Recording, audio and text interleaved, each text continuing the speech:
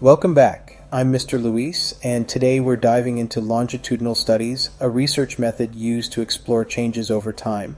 Unlike other research methods that may focus on just one moment in time, longitudinal studies follow the same group of participants over weeks, months, or even decades.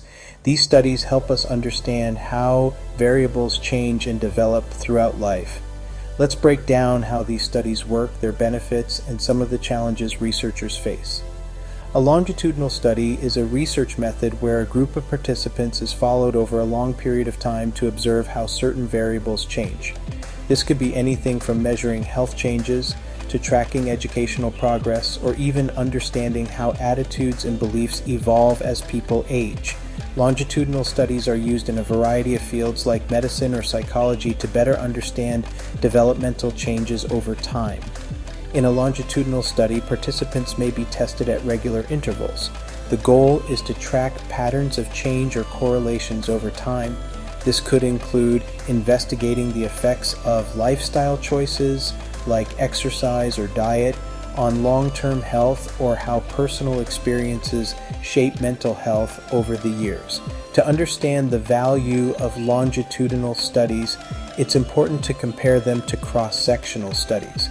Cross-sectional studies look at participants at one point in time, comparing different age groups or demographics. For example, a researcher could examine how different age groups like teenagers, young adults, and older adults use social media or experience levels of anxiety at one specific point in time.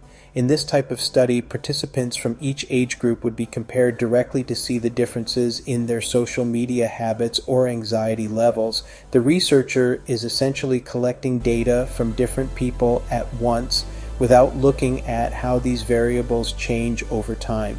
Longitudinal studies, however, would track the same individuals over an extended period of time, perhaps from their teenage years into adulthood.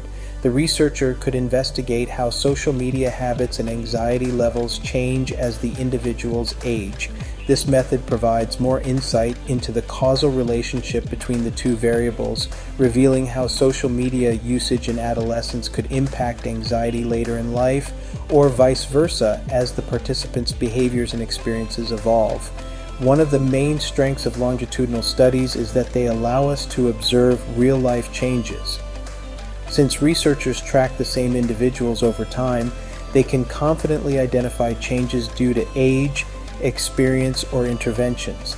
This can be much more reliable than a cross-sectional study, where the comparison between age groups could be influenced by external factors.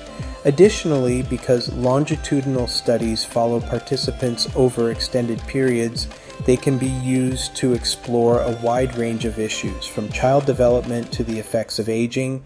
This helps researchers track the long-term impact of certain behaviors or interventions. However, longitudinal studies aren't without their challenges. One significant issue is sample attrition. This is when participants drop out of the study over time, whether due to lack of interest, moving away, poor health, or death. The longer the study, the higher the risk of attrition, which can reduce the representativeness of the sample. Another problem is the reliability of data. Over long periods, variables like testing conditions or even researchers may change, making it harder to maintain consistency. Participants may also change in ways that researchers can't control, such as their personal beliefs or social circumstances. Let's look at a real-world example of a longitudinal study, the Terman life cycle study of children with high ability, which began in 1922. The study initially followed over 1,500 children who were identified as having high IQs. Over the years, these participants were tracked to see how their intelligence affected their life outcomes, such as career success, relationships, and overall happiness. Although the study eventually debunked the idea that high IQ inevitably leads to success, it still provided valuable insights into how intelligence and success might relate over time. This study is an excellent example of the strengths of a longitudinal design, as it helped researchers track the effects of intelligence over many decades. Longitudinal studies often involve ethics-related concerns. For example, researchers need to ensure that participants are fully informed about the study and give their informed consent. This can become complicated over time as participants age or face changes in their lives requiring ongoing consent. Additionally, since these studies often follow children or vulnerable populations, researchers must make sure the participants' privacy and confidentiality are maintained. This is especially true when dealing with sensitive data like mental health, addictions, or health histories. As we wrap up, it's important to understand when a longitudinal study is the best research method.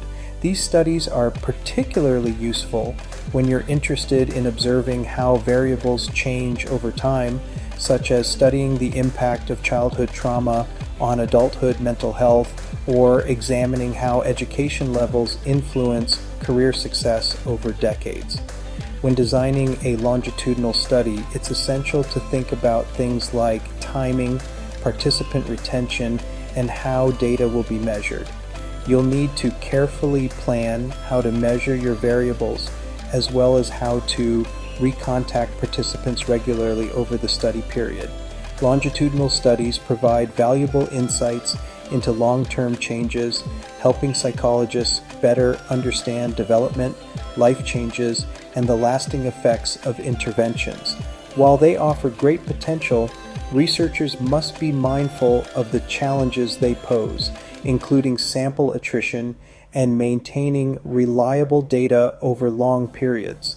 Understanding the strengths and weaknesses of longitudinal studies will help you recognize when they are the right choice for research. Thanks for watching.